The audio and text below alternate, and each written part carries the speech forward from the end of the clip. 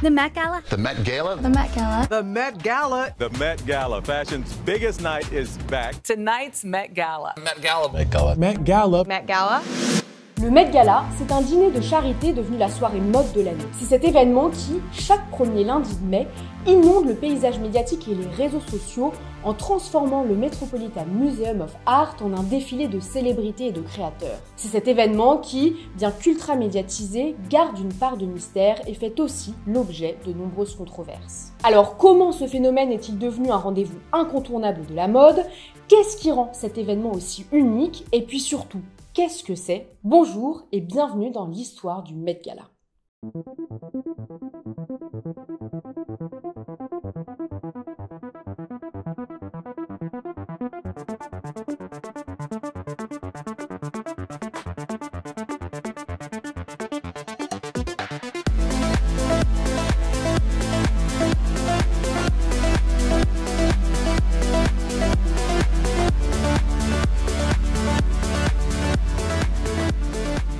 L'histoire commence en 1937 à New York. Une femme, Irene Lewison, philanthrope passionnée de théâtre et d'histoire du costume, fonde le Museum of Costume Art.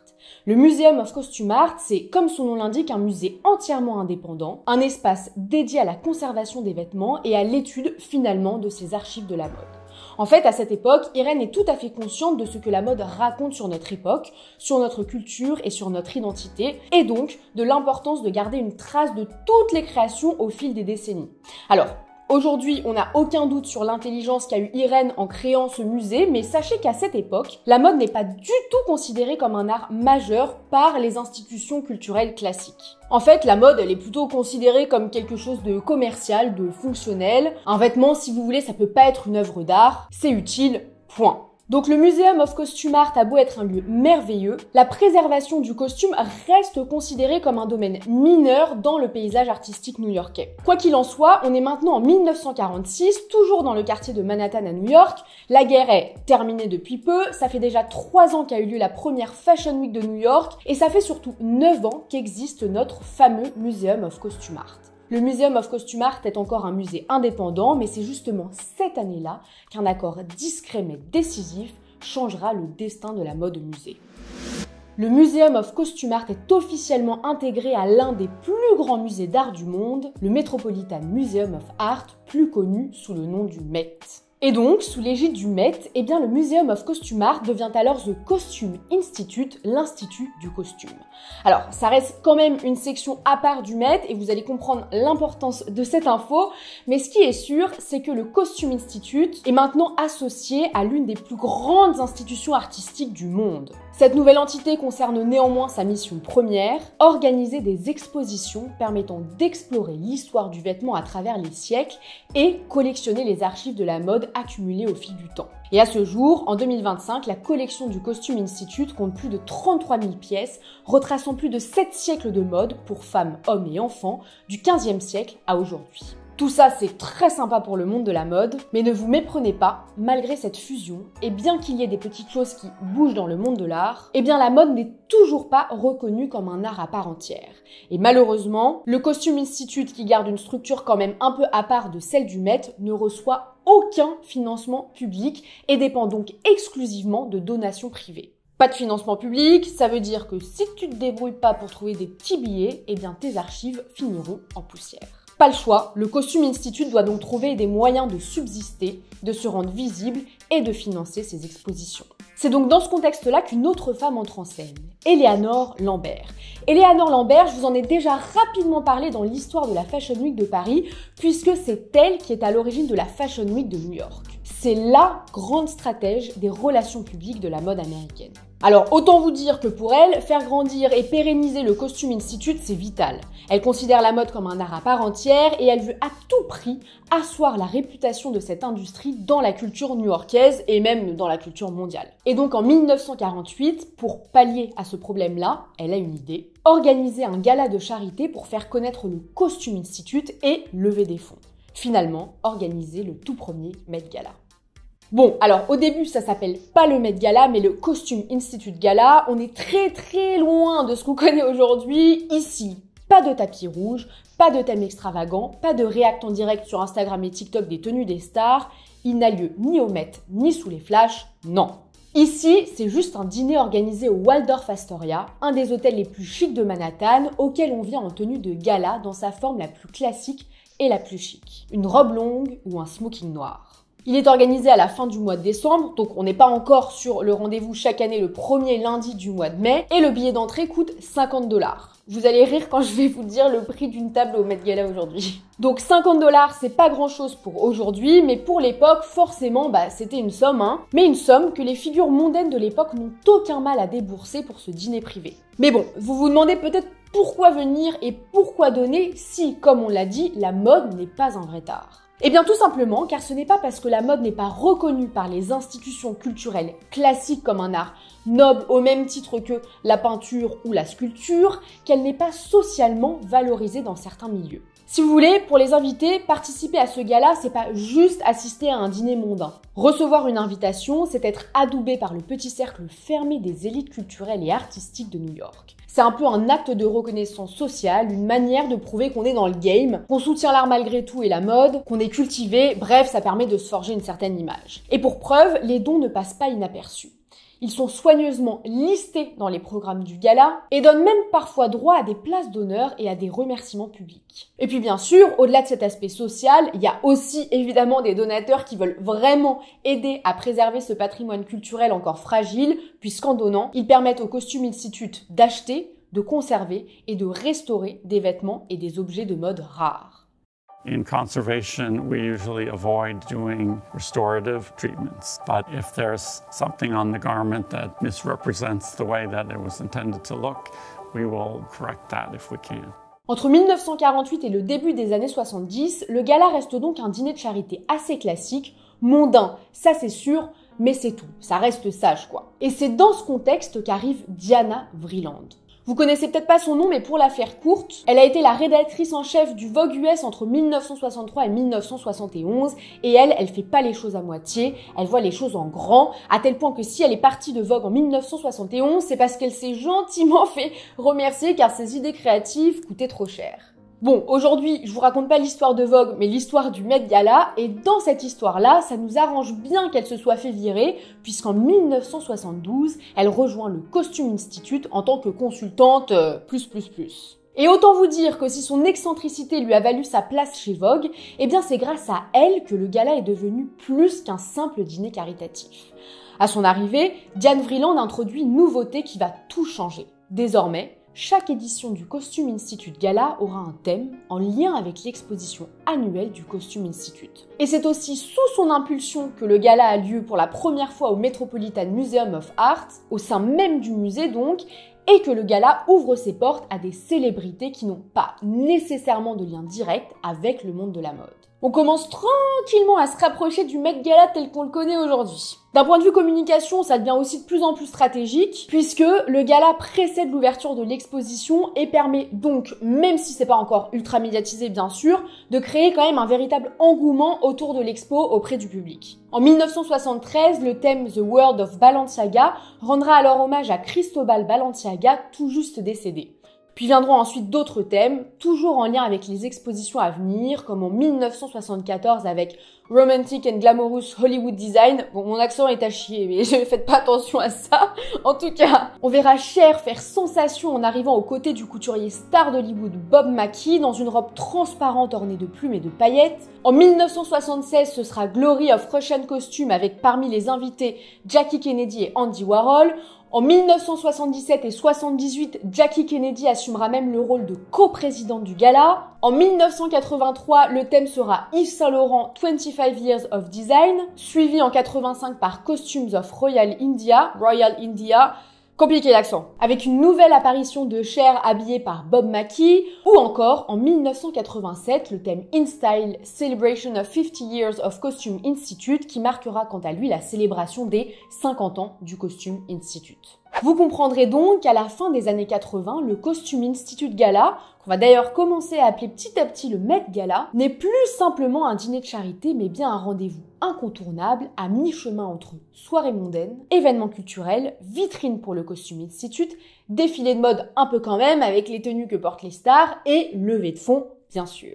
Mais même si toutes ces personnalités apportent une nouvelle visibilité à l'événement, le gala n'a pas encore basculé dans la pop culture mondiale. On y vient pour célébrer l'histoire du costume, pas pour faire le buzz. La folie médiatique et le tapis rouge en direct live, ça, c'est pour plus tard. Mais ne vous inquiétez pas, la révolution qui transformera le Met Gala en ce qu'on connaît aujourd'hui est en marche, et elle porte une coupe au carré et des lunettes noires. With her trademark bob and dark sunglasses, Anna Wintour rules the $300 billion American fashion universe. Anna is the single most influential individual in the world of fashion. En 1989, notre chère Diana Vreeland décède et pour lui rendre hommage, le Costume Institute inaugure en 1993 une exposition pour célébrer toute sa carrière et l'impact surtout qu'elle a eu sur l'évolution du Met Gala. Mais voilà, Diana n'est plus là, l'exposition posthume sonne comme un adieu théâtral et en coulisses, le Met cherche une nouvelle figure forte, quelqu'un qui pourrait reprendre le flambeau du gala annuel. Et c'est donc là qu'entre en scène Anna Wintour. Est-ce qu'on a vraiment besoin de présenter Anna Wintour ? Bon, Anna Wintour, c'est la reine du monde de la mode. C'est la rédactrice en chef du Vogue US depuis 1988, c'est une icône, c'est celle dont la vie compte le plus dans le milieu, c'est Anna Wintour. On est maintenant en 1995 et Anna Wintour prend la tête du Met Gala en devenant la coprésidente de l'événement. Dès sa première édition à la tête de l'événement, elle redéfinit tout. Déjà, la guest list est entièrement repensée. Évidemment, Wintour garde le côté élitiste et ultra select, mais elle remplit l'événement de stars. Alors oui, on en a déjà vu au Met Gala sous Vreeland, mais là, Wintour réunit des stars hollywoodiennes, des top modèles, des designers, des artistes, des sportifs, des rappeurs, des politiques et même des PDG au même endroit. C'est un dîner où on peut se retrouver à table avec Rihanna, Jared Leto déguisé en chat et François Pinault.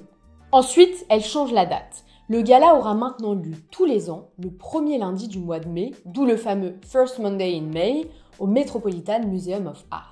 Alors pourquoi cette date ? Eh bien tout simplement parce que ça tombe pile entre les Oscars qui ont lieu en mars et le Festival de Cannes qui commence à la mi-mai. Donc ça permet à l'événement de rayonner pleinement sans être parasité par l'aura des deux événements majeurs du cinéma. Et puis c'est vrai que de savoir exactement quand c'est chaque année, ça rend aussi l'événement ultra prévisible, ultra attendu et ça aussi c'est intelligent. Niveau météo, c'est pas idiot non plus, on évite le grand froid new-yorkais ou les grosses chaleurs de la ville. Et puis, c'est surtout la date qui lance l'ouverture de l'exposition du Costume Institute. En fait, le Met Gala, c'est aussi le vernissage de l'exposition annuelle. Un gros vernissage, je vous l'accorde, mais un vernissage quand même, puisque l'expo ouvre généralement dans les jours qui suivent et parfois même dès le lendemain. Et c'est parfait puisque la soirée prend place dans la salle Charles Engelhardt Court du Metropolitan Museum of Art, ce qui permet aux convives d'être directement sur le lieu de l'exposition et également aux organisateurs d'accueillir les invités dans cette somptueuse salle qu'ils transforment chaque année pour refléter le thème de l'événement. Et puis enfin, Madame Vogue déploie le tapis rouge. Elle invite la presse, elle invite les photographes et elle rehausse le prix du ticket. En 2022, il fallait payer 30 000 $ pour pouvoir s'asseoir à une table. L'année dernière, en 2024, c'est monté à 75 000 $. Et pour ceux qui veulent réserver une table entière pour pouvoir y inviter leurs convives, à ce jour, il faudra payer 350 000 $. Rappelez-vous, 1948, 50 $, 2024, 75 000 $. Une autre époque, inflation et tutti quanti, mais quand même. Après, son objectif, c'est de faire exploser l'aura du gala pour en faire un événement mémorable, mais surtout de récolter encore plus de fonds pour le Costume Institute. Donc bon. There's many reasons why we feel so passionately and so strongly that this is important, and it's a symbol, I think, for the creativity of fashion and having fun with fashion, but by far the most important reason is the fundraising, the attention that it brings to the exhibition and to the museum. Dès le début des années 2000, donc, le tapis rouge devient alors un espace de performance où les thèmes imposés chaque année prennent encore plus de sens et d'ampleur. On n'est plus sur un respect du thème à demi-teinte. Si t'es invité au Met Gala, plus t'assumes le thème, plus tu l'incarnes, plus c'est cool. Quoi qu'il en soit, chaque année, Anna Wintour n'est pas seule à la manœuvre. Elle est systématiquement entourée du conservateur en chef du Costume Institute, et à partir de 2015 d'ailleurs, c'est un duo en or qui se forme avec Andrew Bolton, qui prend officiellement la tête de la partie musée. Andrew Bolton, il est créatif et il n'a pas peur de provoquer pour susciter une réflexion profonde sur la mode, l'art et la société. Et ça plaît beaucoup à Anna Wintour. Mais attention, Andrew Bolton ne fait pas partie de l'organisation événementielle du Met Gala à proprement parler. Il ne gère pas le gala, il crée l'exposition. Si vous voulez, Andrew Bolton pense le fond, Wintour pense la forme. Et alors, si je vous ai dit que Wintour est la coprésidente du Met Gala, c'est pas vraiment parce qu'elle copréside avec quelqu'un d'autre. Enfin, oui, mais non. Si vous voulez, Anna Wintour est la seule constante à la coprésidence du Met Gala depuis 1995, mais chaque année, elle est accompagnée par des coprésidents invités qui changent selon l'édition et le thème. Ces coprésidents doivent donc être choisis de façon stratégique puisqu'ils doivent incarner l'exposition et le thème de l'année en étant les visages officiels du gala dans les médias et donc permettre de booster l'intérêt médiatique de l'événement en fonction de leur popularité, que ce soit des acteurs, des designers, puisque bon, ça reste un événement mode, des chanteurs ou autres. You look heavenly, you look divine, you look holy. Co-chair of the night, how does it feel? What does it mean to you? Well, it's an honor. The Met Ball is something that I've always enjoyed being a part of. To co-host with Anna Wintour, it's a big deal. Donatella Versace, Amal Clooney, all ladies that I love and adore, so it's a special night. Et qui choisit les coprésidents ? Donc les coprésidents sont honorifiques, symboliques, stratégiques, mais retenez bien une chose, le gala est l'œuvre d'Anna Wintour jusque dans les moindres détails. C'est une production millimétrée, chorégraphiée, scénarisée. Et jusqu'au dernier moment, les invités eux-mêmes ne savent pas à quoi s'attendre. À part le thème, tout est gardé secret.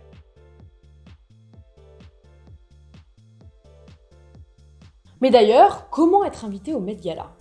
Bon, désolé de vous décevoir, mais vous et moi, on a quand même peu de chance d'y aller. On se fera un gala de notre côté si vous voulez, mais ce qui est sûr, c'est que c'est l'invitation la plus convoitée de la planète. Et donc, il y a quand même 3 façons de pouvoir y aller. La première, tu es invité personnellement par Anna Wintour. Là, c'est le Graal absolu parce qu'en plus, généralement, l'invité ne paye pas sa place. Donc Anna Wintour, elle peut par exemple inviter des créateurs émergents et elle invite aussi, bien sûr, ses coprésidents.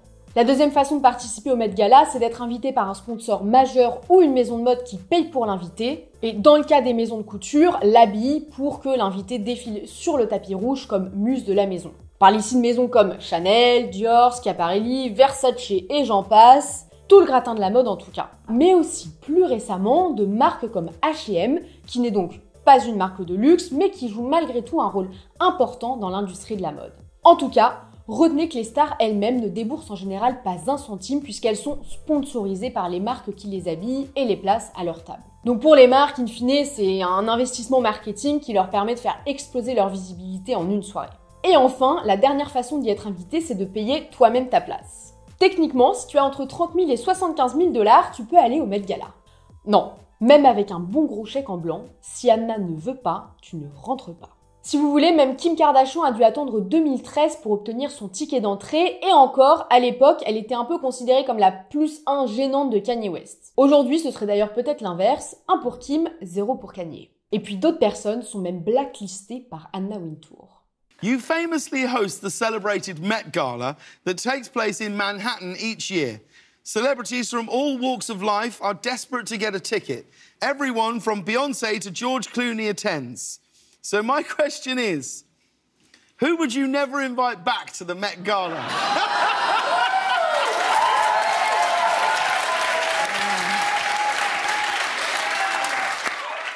Donald Trump. Quoi qu'il en soit, Anna Wintour valide tout.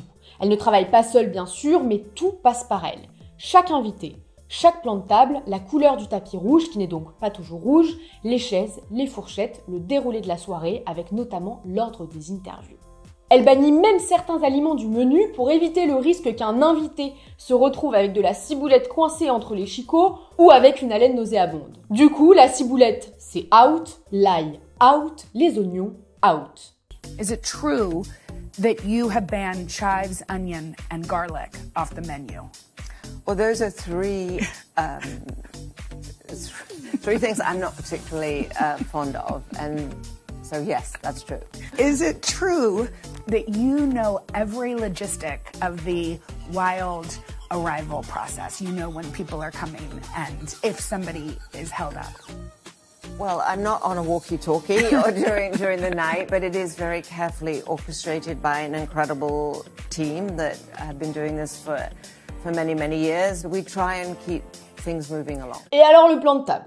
Eh ben le plan de table, laissez-moi vous dire que c'est de la géopolitique version fashion. Qui est assis à côté de qui doit être vu ensemble? Qui ne doit surtout pas se croiser? Où sera placée la table H&M? Où sera placée la table Chanel?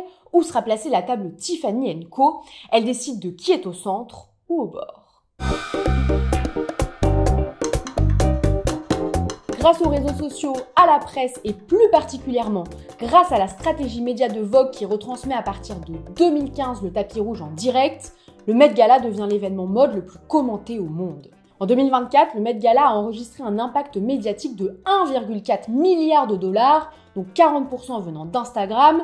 Le magazine Vogue a lui seul généré un impact médiatique de 100,4 millions de dollars. Et si on se penche sur les marques elles-mêmes, la maison Margiela arrive en tête du classement, suivie de Balmain, Alexander McQueen, Givenchy, Tommy Hilfiger ou encore Louis V. Et si ces marques arrivent en tête du classement, c'est pas un hasard. Les tenues sont belles, mais elles sont aussi portées par les bonnes personnes. Car lors de cette édition 2024, sous le thème The Garden of Time, qui met à l'honneur une exposition qui analyse la manière dont la technologie redonne vie à des vêtements trop anciens et fragiles pour être portés, eh bien on voit Zendaya, qui co-préside le gala, porter une robe Givenchy vintage, tout comme Kendall Jenner. On voit Usher et Lana Del Rey en Alexander McQueen. On voit Kim Kardashian, Bad Bunny, qui lui aussi d'ailleurs co-préside l'édition, et à nouveau Zendaya en maison Margiela. On voit Ariana Grande, Taylor Russell et surtout Anna Wintour en Louis V, Aya Nakamura et Tyla en Balmain, on voit notre superbe Lena Mafouf nationale en Schiaparelli et j'en passe. Bref, ce tapis rouge, c'est un terrain d'expression pour les maisons de couture où les designers défilent d'ailleurs assez souvent avec les célébrités et c'est surtout un sas de surexposition médiatique hors pair. À tel point que bien que ce soit un événement hyper exclusif, eh bien la surmédiatisation du tapis rouge inclut aussi un peu les audiences à l'événement. Derrière nos téléphones, certes, mais quand même. Et alors là, laissez-moi vous dire que tout le monde y va de son avis sur les tenues, débat sur si les invités ont respecté ou non le thème, et les célébrités sont autant l'objet d'adoration que de critiques. En tout cas, il y a chaque année une effervescence people autour de l'événement, ce qui peut être assez sympa et divertissant tant que ça reste bienveillant, mais ça n'est malheureusement pas toujours le cas. Et puis c'est vrai qu'avec internet comme police du dress code et ce trop plein d'instantanéité, ça laisse bien souvent peu de place aux interprétations subtiles du thème qui rendent pourtant la mode si fascinante à regarder. Si vous voulez, c'est un peu comme regarder Miss France et juger les Miss qui défilent alors qu'on est avachis sur notre canapé. Ce qui est sûr, c'est que ça fait parler, et ce qui est d'autant plus sûr, c'est que c'est malgré tout ce qui est recherché quand même, par l'événement. Quoi qu'il en soit, au fil des années, le tapis du Met a vu défiler des looks aussi somptueux qu'improbables. En 2015, on voit Rihanna poser avec un manteau en satin entièrement brodé à la main par la designer Guo Pei, à l'occasion de l'exposition China Through the Looking Glass, qui célèbre l'influence de la Chine sur la mode occidentale. So I think in the modern era, when people think about the Met, there's no question in my mind that they think about this extraordinary dress that Rihanna wore for the China exhibition, China Through the Looking Glass. Plus tard, pour l'inauguration de l'exposition Heavenly Bodies, Fashion and the Catholic Imagination, l'actrice Blake Lively bluffe tout le monde avec une robe maison Versace rouge et or dont la traîne semble ne jamais finir, ou Jared Leto et Lana Del Rey en Gucci, Bella Hadid dans un look 100% noir, Rihanna en maison Margiela, ou encore Emilia Clarke en Dolce Gabbana. Cette fois-ci, l'exposition explore comment la religion catholique a inspiré et influencé la mode au fil des siècles. Et puis Zendaya arrive en Cendrillon pour répondre au thème Camp Notes on Fashion en 2019. Pour cette exposition, notre cher Andrew Bolton puise son inspiration dans l'essai culte de Susan Sontag, Notes on Camp, publié en 1964, où elle y explore une esthétique où l'exagération et le mauvais goût deviennent des formes d'art à part entière. Et alors on y voit Lady Gaga brandir un parapluie, Jared Leto lui vient en Gucci avec sa tête sous le bras, Katy Perry vient en chandelier. Là, le thème est respecté puisque, on va pas se le cacher, le mauvais goût est à son paroxysme. Billy Porter arrive porté par 6 hommes, Kylie et Kendall Jenner arrivent en oiseau mauve et orange, Cara Delevingne en Dior ou encore Kim Kardashian et Kanye West en Mugler. En 2022, pour le thème Gilded Age, Kim Kardashian clôture le tapis rouge vêtue de la robe originale que Marilyn Monroe portait en 1962 à l'anniversaire de Kennedy, ce qui a d'ailleurs fait scandale puisque la robe aurait été abîmée. Bon, merde. En 2023, Jared Leto vient aussi, mais cette fois-ci, il arrive en choupette pour rendre hommage à Karl Lagerfeld lors de l'exposition Karl Lagerfeld A Line of Beauty. Enfin bon voilà, des thèmes et des tenues, je peux vous dire qu'il y en a eu. Mais tout ça, c'est seulement ce qu'on voit, parce que derrière le tapis rouge, une fois les portes du Metropolitan Museum refermées, plus rien. Silence radio. Pas de presse, pas de caméra, et surtout, pas de téléphone. Évidemment, cette règle porte la signature d'Anna Wintour qui, dans un monde rythmé par l'instantanéité, veut pousser ses invités à se parler pour de vrai. And it's often wonderful to hear after dinner, people say, "Oh, we had the most wonderful conversations," and so that's the idea that life can exist without a picture on your cell phone. Depuis 1995, Anna Wintour pilote l'événement d'une main de maître. Et d'ailleurs, depuis 2014, l'espace physique du Costume Institute est appelé le Anna Wintour Costume Center. Alors, le département lui-même continue de porter le nom de The Costume Institute, c'est vraiment juste la partie physique, enfin le lieu quoi. Mais quand même, imaginez ce que ça représente. Depuis la création du Costume Institute en 1937, personne n'avait jusqu'à présent donné son nom, ne serait-ce qu'à un bout de mur quoi. C'est donc pas juste un simple remerciement pour son travail, c'est un couronnement. C'est un acte fort qui montre bien qu'aujourd'hui, elle n'est pas juste l'organisatrice du gala, mais bien la figure même de celui-ci. Le Met Gala, c'est le reflet de la domination d'Anna Wintour sur l'industrie, mais aussi de sa dévotion pour le monde de la mode. Et pour cause, quelques chiffres valent mieux qu'un long discours. En 1995, l'événement récoltait 1,5 million de dollars. En 2024, on dépasse les 26 millions de dollars. Et bien sûr, tout cet argent est reversé au Costume Institute, qui reste encore aujourd'hui le seul département du musée obligé de s'autofinancer pour, comme on l'a dit, mettre en place l'exposition, mais aussi acquérir de nouvelles archives, les conserver et les entretenir. Bref, cette femme est brillante et le Met Gala, bien qu'objet de certaines controverses, on va le voir un peu après, continue lui aussi de briller un peu plus chaque année. Alors, admettons que vous soyez invité au Met Gala. Qu'est-ce qu'il se passe? Quel est le déroulé de la soirée? À quoi devez-vous vous attendre? Je vous ai dit que l'intérieur de l'événement était secret, mais je vais farfouiller un petit peu. Alors voilà, vous apprenez que vous êtes invité au Met Gala par une grande maison de couture ou par YouTube, tiens, vu qu'on est apparemment tous dessus en ce moment même. Il vous faut une tenue, alors vous discutez d'abord du thème avec la maison de couture qui va vous habiller. La création commence, puis de nombreux essayages, et voilà, vous avez votre tenue. C'est le jour J, le Met Gala c'est dans 4 heures, alors dépêchez-vous. Équipe HMC au max, vous vous faites maquiller, coiffer, vous vous habillez, vous êtes prête à aller au gala.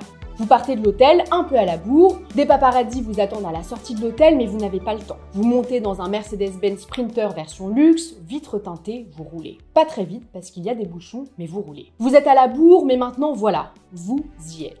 Vous arrivez sous la tente, vous faites la queue pour le tapis rouge. Oui, même les stars font la queue. Pas pour acheter 3 bananes au Monoprix certes, mais elles font la queue pour entrer sur le photocall. Et là, c'est votre tour. J'espère que vous vous êtes entraîné à poser parce que ça va flasher. Vous êtes splendide, les photographes crient votre nom. Détendez-vous, ça va le faire, mais surtout, ne souriez pas. Vous montez les marches, vous passez par la case interview au micro d'Emma Chamberlain pour Vogue, et vous êtes ensuite accueilli par Anna Wintour et les coprésidents. 600 convives, alors cette étape prend un peu de temps. L'année dernière, vous auriez été accueilli par Zendaya, Bad Bunny, Chris Hemsworth et Jennifer Lopez. Cette année, vous êtes accueilli par Lewis Hamilton, A$AP Rocky, Pharrell Williams, Coleman Domingo et LeBron James pour l'exposition Superfine Tailoring Black Style. Et la suite, pas de téléphone, pas de caméra, le public ne verra jamais ce que vous ferez dedans. Ce qui est sûr, c'est que vous devez visiter l'exposition annuelle avant le dîner. Ah oui, parce que les strass et les paillettes c'est super, mais vous êtes quand même là pour le Costume Institute. Si Wintour vous a validé, c'est pas juste pour venir vous montrer devant les projecteurs. Et vous voilà dans la salle Charles Engelhardt Court. Les festivités peuvent commencer. Tout comme les 599 autres convives, vous prenez place à votre table. Vous buvez, vous mangez, vous parlez, vous assistez au show. Rihanna, Lady Gaga, Ariana Grande, elles sont toutes passées par là, mais cette année, vous serez une des seules à avoir la surprise de qui performera. Et puis vous dansez et au milieu de la soirée, une envie de faire pipi vous prend. Alors, vous allez faire pipi. Et coïncidence, vous vous retrouvez aux toilettes avec quelques stars. Vous savez que vous n'avez pas le droit de prendre de photos, mais un moment pop culture ne fera de mal à personne et Anna Wintour ne devrait quand même pas vous blacklister pour si peu.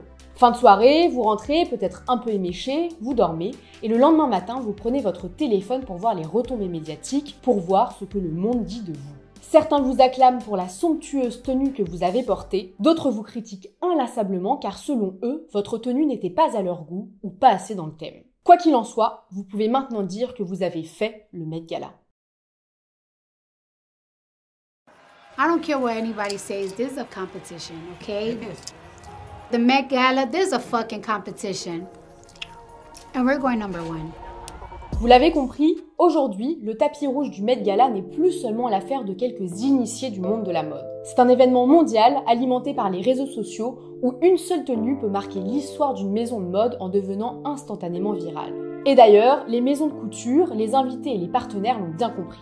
Sur les réseaux sociaux, on a accès au backstage de la création des tenues et à la mise en beauté des stars, comme si les tenues étaient autant conçues pour Instagram, TikTok et YouTube que pour le tapis rouge. Et la place centrale qu'occupent ces plateformes s'est d'ailleurs confirmée ces dernières années, puisque Adam Mosseri, PDG d'Instagram, a co-présidé l'événement en 2021, de même pour le PDG de TikTok, Xu Zhishu, en 2024, avec TikTok comme sponsor carrément de l'exposition. Et puis YouTube a aussi eu son moment de gloire et est bien loin d'être en reste. En 2019, en 2021 et en 2022, la plateforme a également été un partenaire majeur du gala sous la direction de Derek Dasberg, responsable des partenariats mode et beauté de la plateforme, avec notamment une table YouTube où on a pu voir, enfin non, parce qu'on ne voit pas à l'intérieur, mais en tout cas où ont pu s'asseoir des créatrices de contenu comme Emma Chamberlain ou Nikki Tutorials.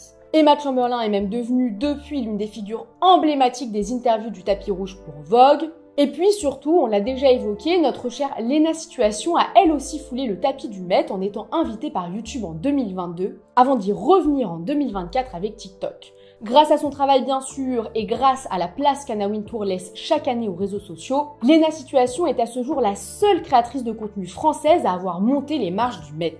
Mais c'est pas tout beau tout rose non plus, hein. Le Met Gala, c'est aussi beaucoup de controverses, parfois à juste titre d'ailleurs, parce que oui, la mode c'est merveilleux, c'est de l'art, c'est de la créativité, mais c'est aussi économique, c'est une industrie, hein, politique un peu quand même, et ça a aussi une dimension sociologique. Premier sujet sensible, l'élitisme avec bien sûr le prix des billets.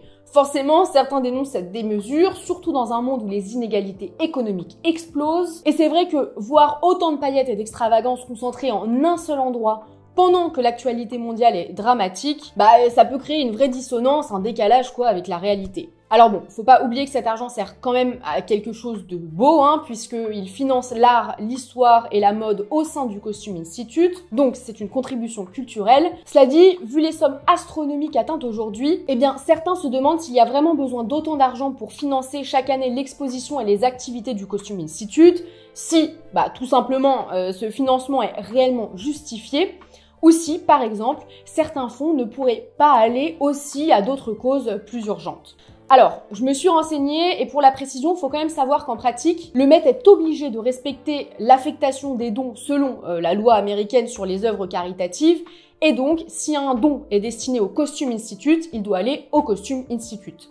Après, on sait que le Costume Institute est aujourd'hui largement excédentaire sur son financement, ils ont du bif quoi, mais le surplus d'argent récolté au Met Gala peut uniquement être utilisé pour d'autres projets internes au Met Museum et pas pour des causes extérieures d'urgence humanitaire, de santé, etc. Après, est-ce qu'il n'y a pas un moyen de faire un accord autrement pour supporter une cause qui n'a rien à voir ? Franchement, j'en ai aucune idée. Je pense que le sujet, c'est aussi quels sont les engagements des marques partenaires et compagnies invitées et tout ce que vous voulez à l'année. Enfin, bon, c'est un sujet bien plus vaste et complexe en tout cas qu'il n'y paraît. Autre sujet chaud, l'appropriation culturelle. Chaque année, le thème du Met Gala pousse à la créativité et au fil du temps, certains looks ont été critiqués pour avoir caricaturé ou manqué de respect à certaines cultures. Et d'ailleurs, cette année encore, le sujet de l'exposition Superfine Tailoring Black Style fait débat. Consacrée au dandysme noir, l'exposition explorera le rôle du vêtement et du style dans la construction des identités noires au sein de la diaspora. This issue. It's a historic moment in the life of Vogue. Oh yeah! My name is Monica Miller, and I'm the guest curator of Superfine, Tailoring Black Style, and a professor of Africana Studies at Barnard College, Columbia University. I chose to focus on dandyism. What is Black dandyism? Gosh. It's a little hard to describe. Dandy, I'm feeling quite dandy. I think dandyism is about individuality. Excellence. Freedom. Wit. Elegance. It is tailoring. It's a frequency. Dandyism to me is really about expression, Black expression. Dandyism means confidence to me. Somebody that celebrates living in a one-of-a-kind body and tailors everything to that body. I think that the dandy is essentially an anarchist. Dandyism.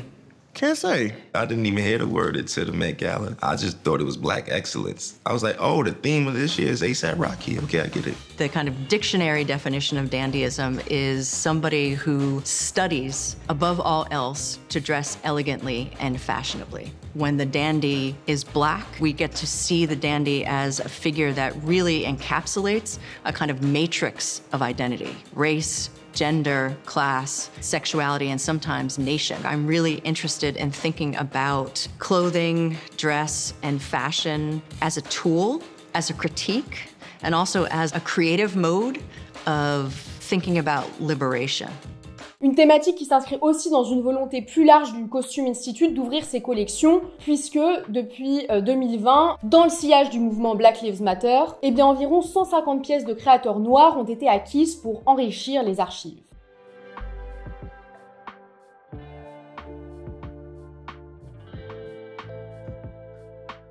Et donc, comme c'est quand même toujours des sujets sensibles, ce thème a fait débat, sauf que, contrairement à ce que certains ont pu croire et à ce que certains articles de presse aussi ont quand même laissé entendre, malheureusement, le dress code ne reprend pas littéralement le thème de l'exposition. Si donc, comme on le disait, l'exposition est Tailoring Black Style, eh bien le dress code de cette édition 2025, quant à lui, s'intitule Tailored for You, taillé pour vous. Donc justement, plutôt que d'imposer une référence directe au dandysme noir et pour éviter de grosses bourdes de la part des invités, le dress code a été pensé pour inviter à une interprétation créative de l'art du costume en valorisant l'élégance du sur-mesure sous toutes ses formes. Donc bon, je trouve que c'est quand même une nuance importante à prendre en compte. Le dress code n'est justement pas le thème de l'exposition. Mais cette dissociation n'a pas suffi à éviter les polémiques. Certains craignent malgré tout que, faute de contexte ou de sensibilité, des invités puissent réduire des siècles d'histoire culturelle à de simples performances vestimentaires. Puisque quand on célèbre une culture, un bout de l'histoire, le débat il reste quand même très sensible. On peut se demander où s'arrête l'hommage et où commence l'appropriation. Et c'est sûr qu'on n'est jamais à l'abri de mauvaises surprises, donc on verra ça sur le tapis rouge. Quoi qu'il en soit, malgré les critiques et les débats que l'événement peut susciter, il continue de captiver l'attention du monde entier et de jouer un rôle crucial pour le Costume Institute, bien sûr, mais aussi pour la mode en général. Pour les créateurs et les maisons de haute couture, c'est une vitrine exceptionnelle, l'occasion de présenter leurs œuvres à un public international avec une visibilité inégalée et d'influencer, parfois même sans le savoir, les tendances des saisons suivantes. Tout ça, ça fait 30 ans que le monde de la mode le doit à celle qui a façonné le Met Gala tel qu'on le connaît aujourd'hui, Anna Wintour. Ça peut sembler démesuré, mais personne n'a eu, sur une période aussi longue, autant d'impact sur l'industrie de la mode. Voilà, j'espère que cette histoire vous a plu. En tout cas, vous êtes de plus en plus à montrer de l'intérêt pour les vidéos que je fais. J'adore faire ça, donc vraiment, sincèrement, merci beaucoup parce que ça me fait extrêmement plaisir. Quoi qu'il en soit, prenez soin de vous, prenez soin des autres. Salut!